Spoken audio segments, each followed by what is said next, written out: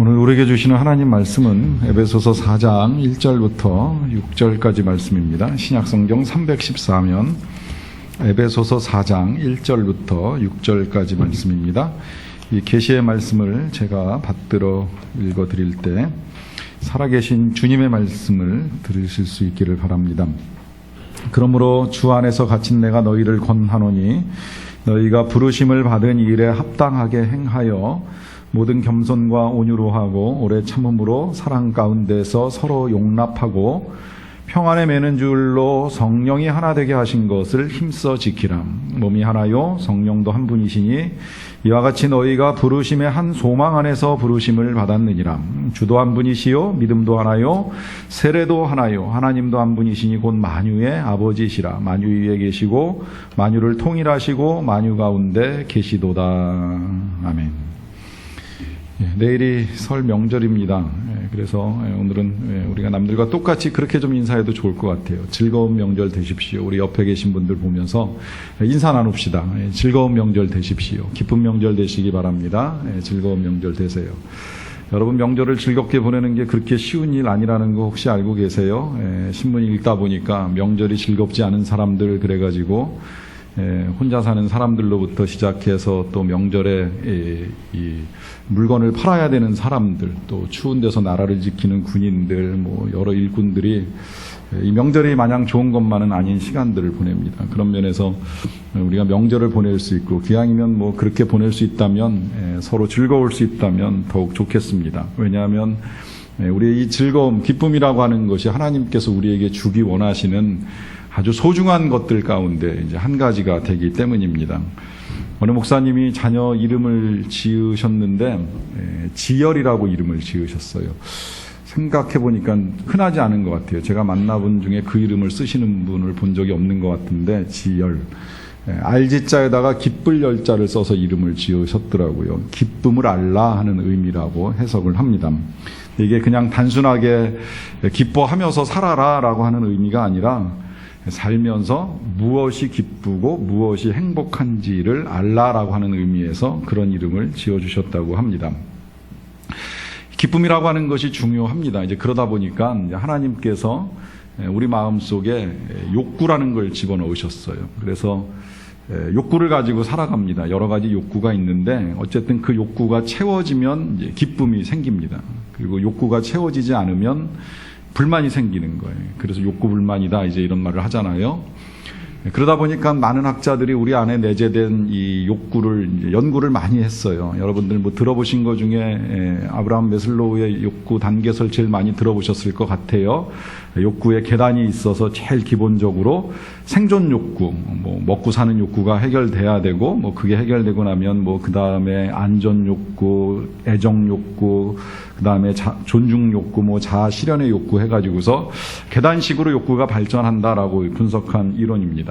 이 이론대로라고 하면 기본적인 욕구가 충족돼야 되고 그래야 이제 그 다음에 또 욕구를 향하여 나아가고 그것이 충족되면서 기쁨을 얻게 된다 이렇게 볼 수 있어요. 그런데 저는 이 욕구 단계설에 이제 의문을 하나 제기를 하게 됩니다. 정말 이게 단계적인가? 하위의 욕구가 채워져야 이제 상위 욕구를 달성하는 것인가라고 하는 의문을 제기하는 거예요. 그 의문을 제기하는 이유는 그 공리주의자인 스튜어트 밀이 그런 이야기 했잖아요. 많이 아시는 표현 중에 내가 배부른 돼지가 되기보다는 배고픈 소크라테스가 되겠다. 이 표현대로 하면 배고픈 욕구, 이게 사실은 사람에게 가장 강렬한 욕구예요. 굶어보시고 금식해보셔서 아시겠지만 정말 견디기 힘들어요. 이게 의도적으로 해도 빨리 시간이 지나가고 먹었으면 하는 이런 마음 생기는데 그런 마음 가지고 견딜 수 없을 때에 먹어야 되는 게 중요함에도 불구하고 그 배를 채우기 위해서 짐승 같은 삶을 살기보다는 굶을지라도 소크라테스 같은 철학자 같은 뭔가 생각하는 삶을 살고자 하는 인간의 또 다른 면을 이제 역설한 겁니다. 그 표현을 그대로 우리가 받아들인다라고 하면 욕구를 뛰어넘는 무엇인가 있다는 거죠. 저는 그것을 가치라고 표현을 하는 겁니다. 가치. 우리의 욕구가 다 채워지지 아니할지라도 뭔가 삶에 가치 있는 걸 찾아가야 되지 않겠는가. 욕구를 채우고 나서 가치를 추구하는 것이 아니라 욕구가 채워지든 안 채워지든 우리의 삶에 있어서 무엇이 소중한가, 무엇이 귀한가를 잘 깨닫고 그것을 구하며 살아가야 되는 것이 아닌가라고 하는 생각을 하게 됩니다. 이와 같은 것들을 제가 여러분들과 함께 나누기를 원하는 건 여러 가지 이유가 있어요. 우리 교회는 교회를 세울 때부터 이제 몇 개의 비전과 또 몇 개의 존재 목적과 또 몇 개의 핵심 가치를 가지고 교회를 시작을 했습니다. 이 목적이든 아니면 비전이든 핵심 가치든 이게 그냥 단순히 판교 소망 교회가 가지고 있는 비전이고 목적이고 가치가 아니라 우리 모두가 다 여기에서 예배를 드리는 저와 여러분들 각 사람이 다 공유해야 되는 목적이고 비전이고 가치예요. 왜? 그냥 목적 놓고 생각해 보면 인간의 존재 목적은 원래 하나님께 경배하는 게 맞아요. 그리고 그 경배를 잘 하면 그 다음에 하나님께 나와 기도할 수밖에 없고, 기도한 사람이 세상에 돌아가면 전도하고 살아가는 거, 하나님 자랑하고 살아가는 건 당연한데요. 또 비전, 여러분 무슨 비전을 가지고 살아갑니까? 정말 그 비전이 여러분들을 일생에서 이루게 되면 그것이 정말 여러분들을 가치 있게 훌륭한 인생으로 만드는 비전입니까? 그렇다면 그거 하십시오. 상관없습니다. 그러나 개인의 비전이 없다라고 하면 적어도 내가 살면서 한 생명을 세우고 교회라도 좀 한번 세워보고 선교사님을 위해서 뭔가 좀 해보고 아니면 다음 세대의 우리 후손들을 위해서 뭔가를 좀 해야 되지 않겠느냐라고 하는 이런 비전이라도 좀 가지고 살아가자는 거예요. 우리 각자의 가치가 다를 수 있습니다. 어떤 사람은 명예를 귀하게 여기고, 어떤 분은 돈을 귀하게 여기고, 어떤 분은 자녀의 형통, 자녀의 성공을 귀하게 여기실진 모르겠지만, 그러나 제가 말씀 가운데에 알려드리고 싶은 가치는 우리가 하나님을 예배하는 거, 또 우리가 하나 되는 거, 우리가 최선을 다하는 거, 우리가 정말 영적으로든 정신적으로든 성장해 가는 거, 이와 같은 것들이 우리 삶에 있어서 소중한 것들이라고 하는 걸 알아야 된다는 말씀입니다. 이걸 또 다시 다루는 이유 가운데 한 가지는 이게 이제 복음하고 연결되어 있어요. 우리가 지난 한 달 동안에는 다시 복음으로라고 하는 주제를 가지고 이제 복음의 말씀을 함께 나누었습니다. 복음을 들었어요. 그냥 간단하게 요약하자라고 하면 우리는 구원받을 수 있는 자격을 갖추고 있지 못하지만 우리 예수님이 우리의 구원을 위하여 오셨고, 그래서 우리의 구세주가 되시고, 또 그래서 이제 우리의 삶의 주인을 바꾸게 되었다는 겁니다. 예수님을 나의 구주, 나의 주인으로 모신 거예요. 이렇게 만약에 우리가 복음을 제대로 들었다면, 그렇다면 그 다음에 해야 될 일이 가치 있는 삶을 살아야 된다는 거예요. 사실 그래서 주제를 놓고 고민을 많이 했어요. 가치 있는 삶을 위해 무엇을 하라.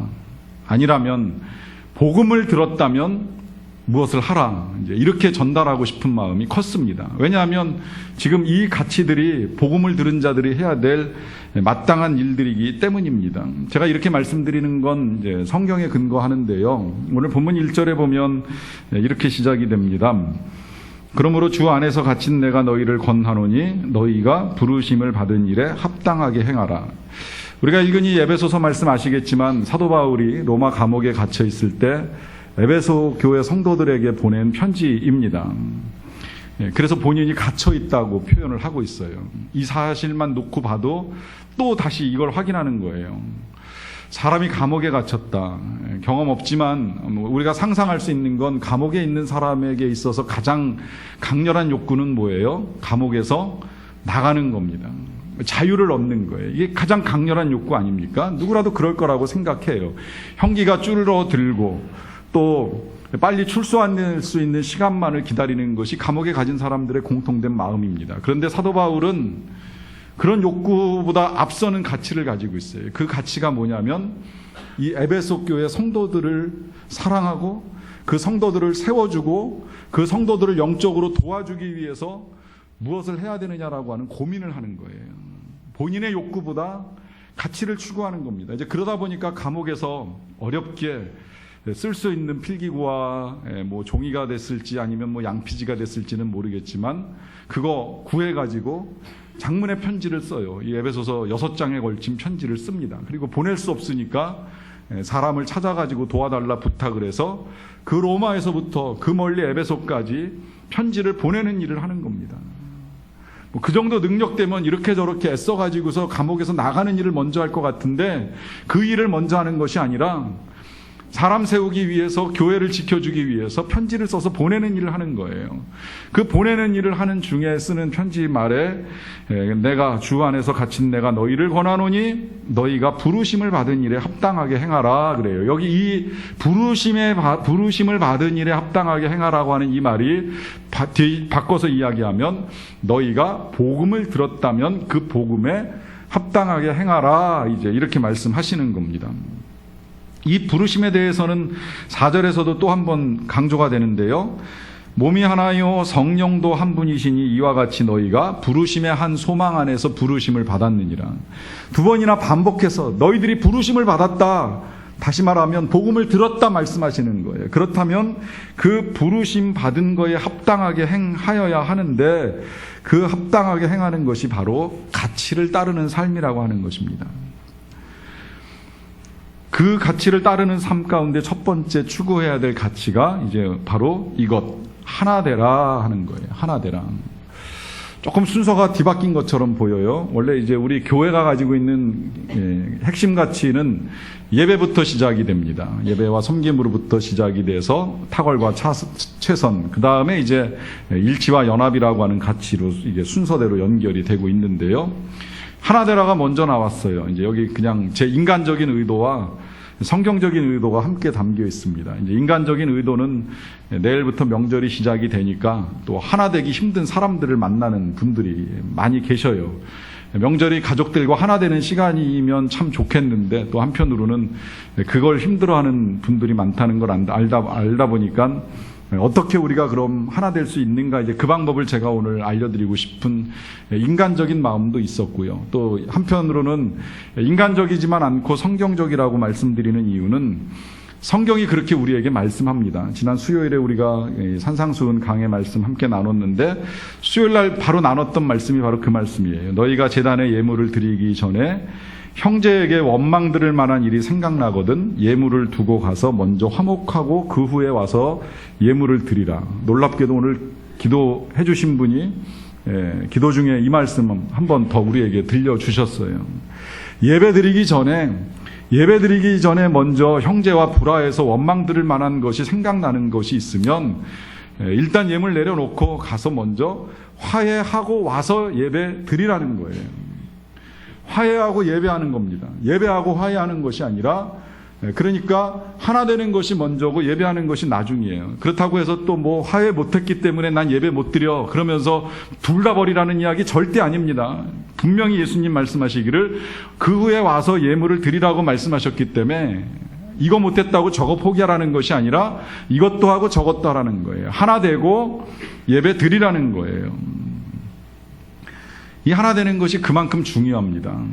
중요한 또 하나의 이유가 있는데요.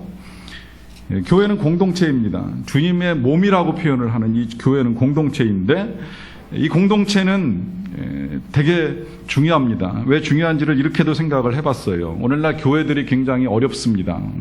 많은 교회들이 쇠락한다 하는 표현을 사용하고 또 들어보셨을 거예요.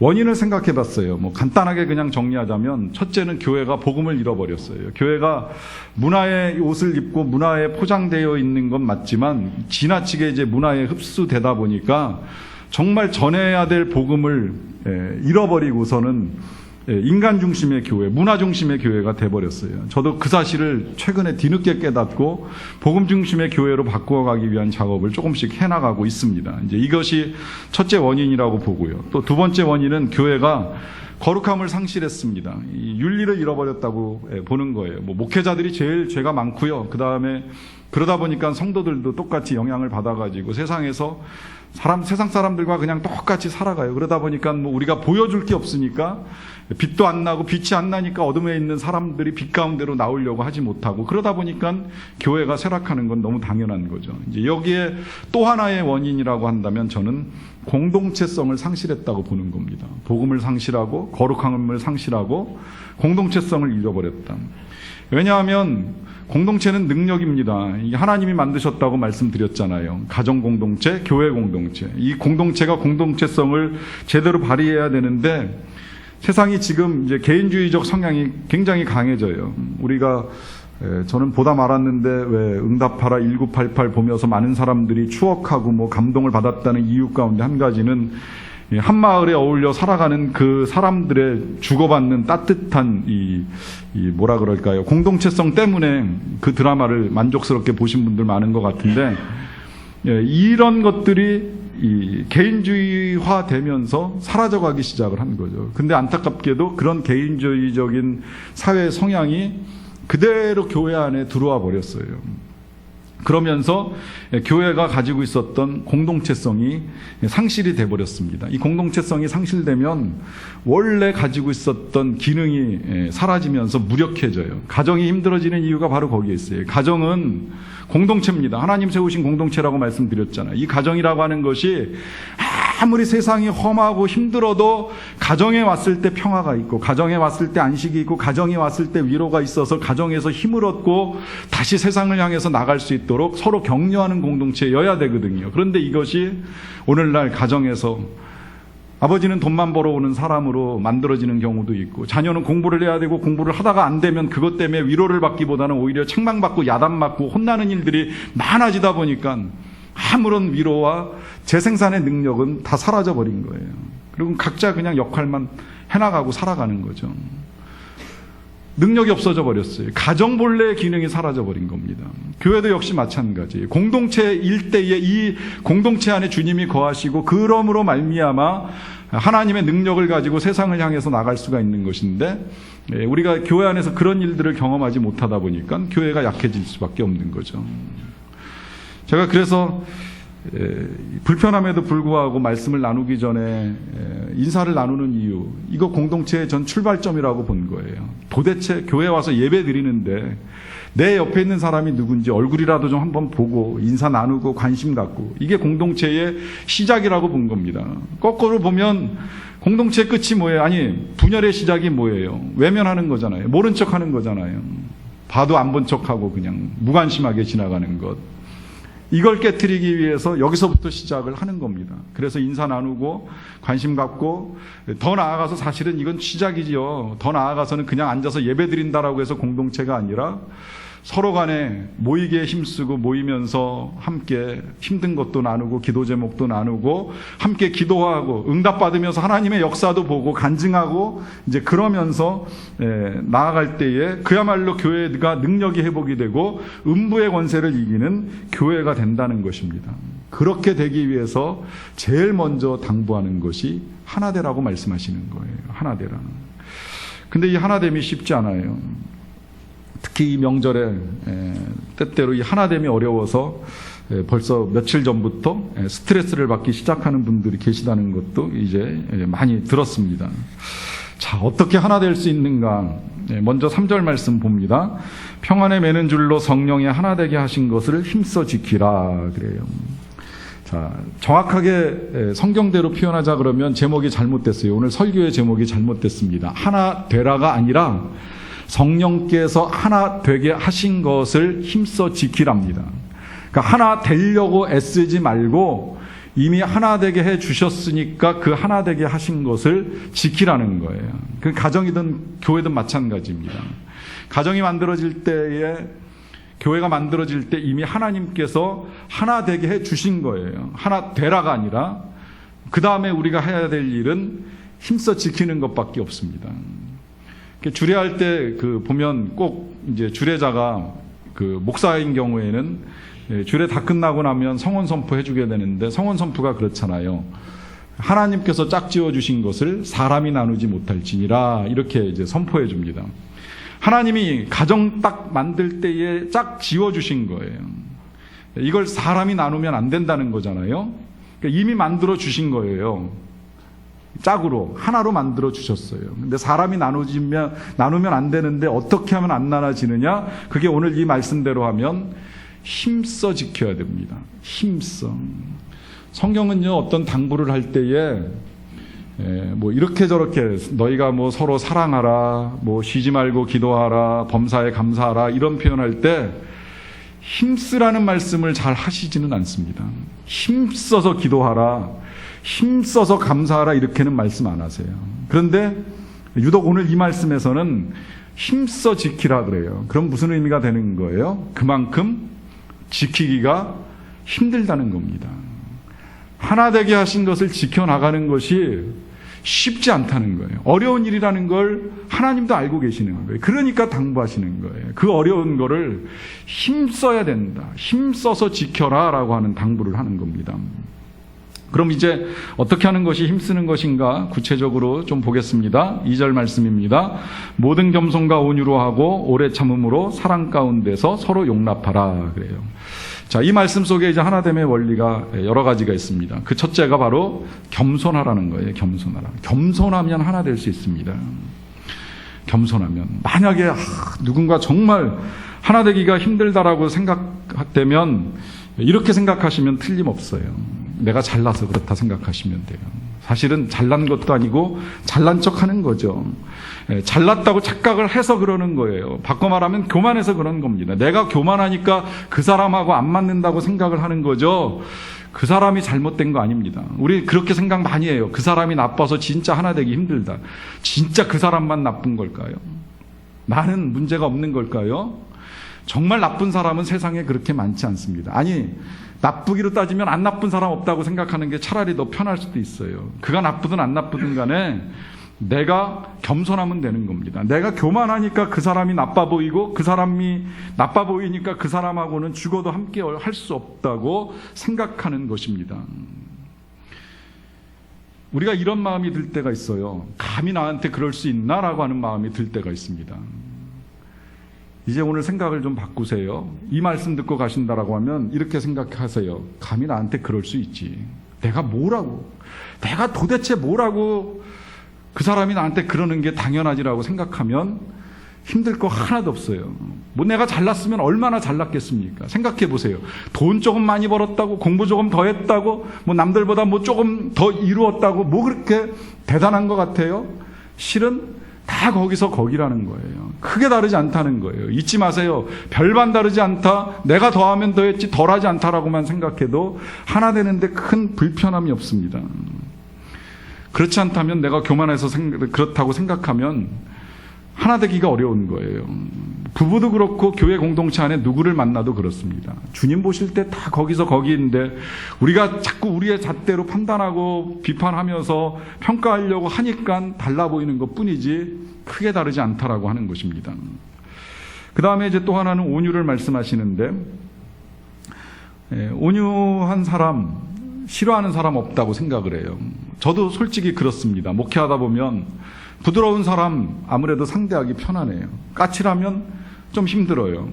근데 저뿐만이 아니라 우리 누구나 다 그럴 것 같아요. 사람 만나 상대할 때 사람이 부드러우면 편안하고 까칠하면 좀 조심스럽고 한 마음이 있잖아요. 그렇게 보면 까칠한 사람을 좋아하는 사람이 없는데 간혹 있어요. 뭐 연애할 때 거기에 끌려가지고 또 여자가 이 까칠하고 도도한 이제 매력이 있다 보니까 거기에 끌려가지고 이렇게 쫓아다니다가 이제 결혼하는 부부들이 있는데 행여 그렇게 해서 결혼을 했다고 하더라도 그런 성격 가지고 평생 살아가는 배우자를 좋아하는 남편이나 아내는 없잖아요.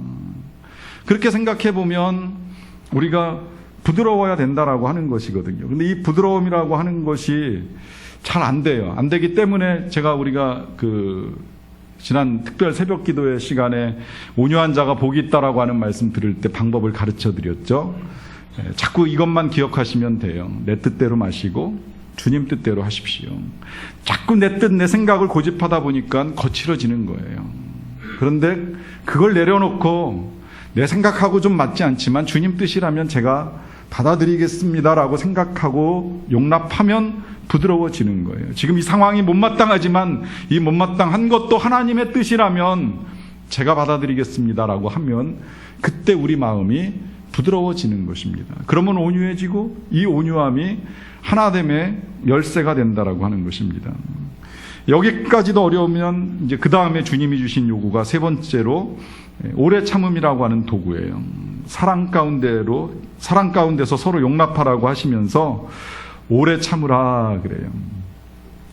하나 되는 게 하루아침에 될 것 같았으면 이런 부탁을 하지 않으셨으리라고 생각을 합니다. 그런데 워낙 어렵다 보니까 겸손해라 온유해라 하시고서는 또 오래 참으라 그래요. 그리고 그 뒤에 사랑 가운데서 서로 용납하라고까지 말씀합니다. 이런 명령 볼 때 항상 뒤집으라고 제가 말씀드렸죠.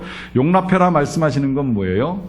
용납하기가 힘든 걸 주님도 아신다는 겁니다. 어떻게 참을 수 있을까? 어떻게 용납할 수 있을까라고 하는 생각이 들어갈 때에 그래도 사랑으로 용납하라는 거예요. 받아주라는 거예요. 그래야 하나 될 수 있다라고 하는 걸 분명하게 말씀하고 계십니다. 최근에 그 21세기 리더십이 변화된다라고 하는 글을 읽은 적이 있는데 인도식 경영이다 이런 표현도 나오고요. 그 가운데 한 가지로 이제 이 첫 번째죠. 카리스마보다 이제 배려하라라고 하는 이제 말씀이 있습니다. 리더십의 변화가 카리스마보다 배려이다. 이 배려의 항목들에 이제 들어가는 것이 저는 겸손함이고 온유함이고 또 용납하는 것이라고 생각을 하는데요. 이 리더십의 본을 보여주신 분이 바로 예수님이라고 생각을 합니다. 근데 예수님은 사실은 리더가 되기 위해서 오신 것이 아니라 우리를 구원하기 위하여 오셨는데 오실 때 이런 것들을 가지고 오신 거예요. 겸손함, 그 하늘에서부터 그 모든 영광의 보좌를 다 내려놓으시고 가장 가난한 곳에, 가장 천한 곳에, 가장 연약한 자로 오셔서 우리와 똑같은 모습을 가지셨어요. 그리고 우리를 위하여 부드러워지실 때는 한없이 부드러우셔서 다른 사람들 그 용납 못하는 죄인들, 세리들 다 품으시면서 함께 해주셨어요. 그리고 참으시는 걸로 생각을 하면 우리를 참는 거 하나 놓고 보면 정말 40, 50년 세월을 흘러가도 변하지 않는 우리의 이 성격과 이 악한 것들을 지금까지도 참고 계시는 거 보면 더 이상 이와 같은 분이 없으실 것이라는 생각이 듭니다. 사실은 오늘 주님이 우리에게 하나 되라고 하는 이 부탁은 결국 그와 같은 은혜로 말미암아 우리와 함께 하신 하나님의 은혜에 합당한 삶을 살아가는 것이라는 것을 말씀합니다. 이러한 삶이 어렵다라고 하면 우리는 한 가지 질문을 더 해야 되는데요. 그 질문은 바로 이것입니다. 나는 주님과 하나 되어 살아가고 있느냐라고 하는 질문이에요. 주님과 하나 되어 살아가고 있느냐. 사도 바울 선생님의 고백 가운데는 이런 고백이 있습니다. 내가 그리스도와 함께 십자가에 못 박혔나니 그런즉 이젠 내가 산 것이 아니요 내 안에 그리스도께서 사신 것이라 하는 고백이 있습니다. 예수님과 함께 십자가에 못 박혔다고 표현을 하고 있고요. 그리고 내가 살아있다면 내가 살아있는 것이 아니라 내 안에 예수님이 살아계시는 것이라고 하는 표현을 사용을 합니다. 그러니까 나는 예수님과 함께 이미 십자가에서 죽었다는 고백을 하고 있는 거예요. 그러고 나서 살아있는 건 내가 아니라 예수님이라고 하는 고백을 하고 있는 겁니다. 이 고백 속에는 우리가 예수님과 함께 살아가고 있다라고 하는 이제 의미를 말씀하고 있는데 과연 그 예수님이 정말 나하고 함께 살아가고 있느냐라고 하는 질문을 하게 되는 거예요. 제가 이 질문을 하다 보니까 그런 생각이 들었어요. 제가 예수님을 끌고 가고 싶은데 우리 예수님이 잘 안 따라오신다라고 하는 생각이 드는 겁니다. 내가 예수님을 좀 끌고 가면서 이렇게 하고 싶고 저렇게 하고 싶은데 이 예수님이 영 제 말을 안 들어요. 좀 이렇게 해달라 그러면 이렇게 해주시면 좋겠고 저렇게 해달라 그러면 그걸 좀 들어주시면 좋겠는데 잘 끌려오지도 않고 따라오지도 않고 말을 듣지도 않아요. 그러니까 함께하기가 힘들어요. 여러분 다른 사람들과 친해지는 세상의 원리 하나를 더 가르쳐 드릴게요. 친하게 지내려면 부탁하지 마세요. 부탁하지 않으면 친해진다고 누가 그러더라고요. 자꾸 부탁하면 상대방이 부탁 들어주면 관계가 좋아지지만 안 들어주거나 거절하면 마음 상한다는 거예요. 사실 그렇잖아요. 우리가 정말 어렵게 부탁했는데 거절당하면 섭섭하잖아요. 또 정말 형편없을 때 요청했는데 거절당하면 마음 상하잖아요. 그러다 보니까 관계가 힘들어지는 거예요. 이 부부 사이에도 자꾸 부탁하고 기대가 크면 클수록 그래서 관계를 유지하는 게 더 어려워질 수 있다는 겁니다. 근데 이 원리가 듣고 나서 보니까 예수님과의 관계에서도 똑같이 적용이 되는 거예요. 예수님께 자꾸 이거저거 해달라고 부탁을 많이 하는데 예수님 들어주지 않는 것처럼 느껴지니까 마음 섭섭해지고, 그러다 보니까 예수님하고 멀어지다 보니까 심한 경우에는 예수님을 떠나는 사람들도 자꾸 늘어나는 거죠. 부탁 안 하면 돼요. 근데 부탁할 일이 자꾸 생기잖아요. 그 부탁할 일 자꾸 생길 때에 부탁한 걸 예수님께서 들어주시는 원리 하나 제가 가르쳐 드릴게요. 그 원리는 요한복음 15장 7절에 기록이 되어 있습니다. 이 말씀은 사실 금년에 제가 사업장 가지신 집사님들하고 몇 번 나눈 일이 있는 말씀인데 이렇습니다. 너희가 내 안에 거하고 내 말이 너희 안에 거하면 무엇이든지 원하는 대로 구하라. 그리하면 이루리라. 자, 여기 보면 응답의 그 약속이 있어요. 뒷부분에 보시면 무엇이든지 예외 없어요. 원하는 대로 구하라. 그리하면 이루리라고 약속하셨어요. 그런데 한 가지만 부탁합니다. 너희가 내 안에 거해야 되고 내 말이 너희 안에 거해야 된다. 그러니까 우리가 주님 안에 거해야 되고 주님의 말씀이 우리 안에 거할 때에 그 다음에 우리가 구하는 건 무엇이든지 다 이루어 주시겠다라고 하는 말씀이에요. 그러면 이제 한 가지만 점검하면 돼요. 내가 주님 안에 있는가? 또 주님의 말씀이 내 안에 거하고 있는가? 여러분, 일주일에 한 번 주일에 교회 와서 예배드리는 이것만을 가지고 말씀드리는 건 절대 아닙니다. 늘 일상 속에서 매일같이 순간마다 나는 주님 안에, 주님의 말씀은 내 안에. 저는 그렇게 착각하고 살아왔던 목사예요. 내가 주님 안에 있고 주님의 말씀이 제 안에 있고. 저는 왜냐하면 매일 말씀 보잖아요. 매일 설교 준비하고 매일 말씀 보는 게 거의 일상인데 그렇게 살다 보니까 진짜 제가 주님 안에 있고 주님 말씀이 제 안에 있는 줄 알았어요. 그런데 어느 순간 보니까 정말 필립 얀시 책 제목처럼 내 안에 하나님이 없다, 이런 생각이 점점 커지기 시작했습니다. 그리고 하나님 안에 거한다라고 하는 것이 어쩌다 한번 정말 밥 먹을 때 식기도 하기 위해서 생각나고 설교하기 직전에 생각나서 설교 잘하게 해달라고 기도하는 것 정도로 하나님 안에 거하고 구하는 것이 아니라는 것을 깨닫게 됐어요. 주님 안에 거한다라고 하는 건 정말 매일 매 순간마다 하나님과 동행하는 삶을 말합니다. 그런데 이게 생각보다 어려워요. 그래서 어떻게 해야 되나 저도 고민하는 가운데에 이제 방법들을 많이 찾아나가기 시작을 한 거예요. 일단 그래서 한 것이 주님을 볼 수 없게 만들고 주님 말씀을 듣지 못하게 만드는 것들을 다 차단하기 시작을 한 거예요. 그래서 그 재밌는 응답하라 1988도 보다가 중간에 멈췄어요. 끝까지 못 봤어요. 후반부가 어떻게 됐는지 나중에 인터넷 통해서 그냥 간단하게 누구랑 결혼했는지만 제가 확인을 했어요. 그게 전부예요. 그 대신에 얻은 게 있어요. 주님을 보는 시간이 훨씬 더 많아진 거예요. 미디어를 잘라내고 나니까 주님 보는 시간이 많아져요. 근데도 부족해요. 그 다음에 취한 방법이 찬양을 듣는 거예요. 눈 뜰 때부터 눈 감을 때까지 할 수 있으면 책 보는 시간 아니면 책 보는 시간이라도 크게 방해가 되지 않으면 경음악만 나오는 찬양을 들으면서 주님과의 시간을 보냅니다. 그리고 생각나면 기도하는 겁니다. 쉬지 말고 기도하라고 하신 말씀 옛날에 저도 쉽게 해석해서 하루에 한 번씩이라도 좀 기도하세요, 매일 쉬지 않고 기도하세요, 이렇게 해석하고 설교한 적도 있는데 아니에요. 그냥 순간순간 계속 기도하는 거예요. 예수님 내 곁에 계신다고 생각하고 매 순간마다 기도할 수 있을 만큼 기도하는 거예요. 저는 아침에 말씀 묵상하고 나면 그것만이면 말씀이 내 안에 거하시는 줄 알았는데 아니더라고요. 묵상하고 묵상 노트 덮고 지나가면 끝나요. 이걸 잘 하시는 분 보니까 그 여러분들 많이 아시는 목사님 가운데 영성 일기 쓰는 목사님 얘기 들어보셨을 거예요.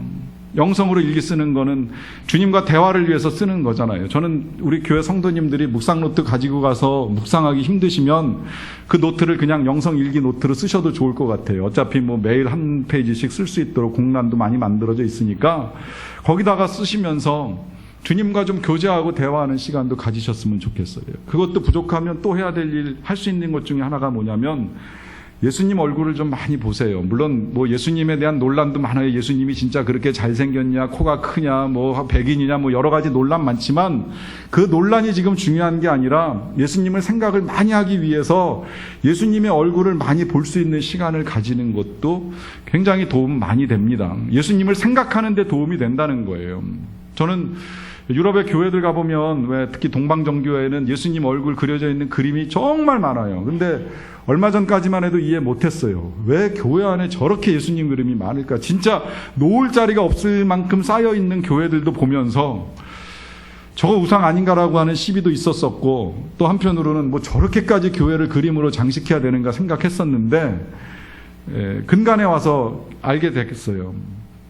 아, 교회에서라도 저렇게 예수님 생각하고 싶었구나. 물론 뭐 그것만은 아니에요. 당시 성경이 충분하지 않다 보니까 그림으로 말씀을 대신 이제 그려놓고 예수님 생각할 수 있는 시간을 만들어 놓은 건데, 그게 필요하더라고요. 그렇게라도 봐야지 주님이 여기 계시고 주님이 함께 하신다라고 하는 걸 요만큼이라도 더 생각하기 위해서 그림이 필요했던 거예요. 그걸 알고 나서 저도 그림을 찾았어요. 아, 내 방에 예수님 그림을 좀 더 갖다 놔야 되겠구나라고 생각하고 여기저기 알아보니까 놀라운 사실 하나 발견했잖아요. 어렸을 때 기독교 백화점 가면 그렇게 많던 성화가 다 사라졌어요. 그리고 말씀 담겨있는 성구만 액자로 여러 개 나와 있지 성화를 구할래야 구할 수가 없어요. 한 서너 개밖에 없어요. 그것도 예수님 얼굴 크게 잘 보이지도 않는 그런 성화들만 남아 있어가지고 어렵사리 인터넷으로 찾아서 딸한테 부탁해가지고 받았어요. 그거 가지고도 부족해서 전화기에다가 옛날 같으면 가족사진 띄워놓고 하는데, 물론 가족사진을 다 지우진 않았지만 예수님 사진도 놓고 보면서 전화기 열 때마다 또 생각하는 거예요. 살아계신 주님, 이분과 함께하는 삶. 이 주님과 함께하는 삶을 추구하는 이유는 한 가지입니다. 그래야 사람들도 사랑하고 사람들과도 함께할 수 있기 때문이에요. 제가 예수님과 함께 살아가는 사람의 간증을 그 주중에 이제 몇 편 들었는데, 어떤 분은 그런 고백도 하더라고요. 참 놀라워요. 예수님과 함께 살기 전에는 매일 술 먹고 1시에 들어오는 남편 때문에 정말 화도 많이 나고 스트레스도 많이 받고 너무 힘들었습니다. 그런데 진짜 날마다 주님과 동행하고 살아계신 예수님과 함께 살아가다 보니까 그렇게 늦게 들어오는 남편을 위해서 밤마다 꿀물을 타주고 꼭 끌어안고 항상 고백한대요. 당신 멋있다고. 오늘도 당신 멋있다고. 그리고 집으로 돌아와줘서 고맙다고. 이렇게 취해서도 집에까지 찾아와줘서 너무 고맙다고. 매일같이 그렇게 고백한다고 하니까 그때 남편도 인정하더라는 겁니다. 당신이 예수를 제대로 믿긴 믿는 것 같구나. 여러분, 주님과 함께하면 용납 못할 사람이 없습니다. 하나 되는 것이 어려운 것이 아닙니다. 저와 여러분들이 주님과 더 하나 되기를 간절히 바랍니다.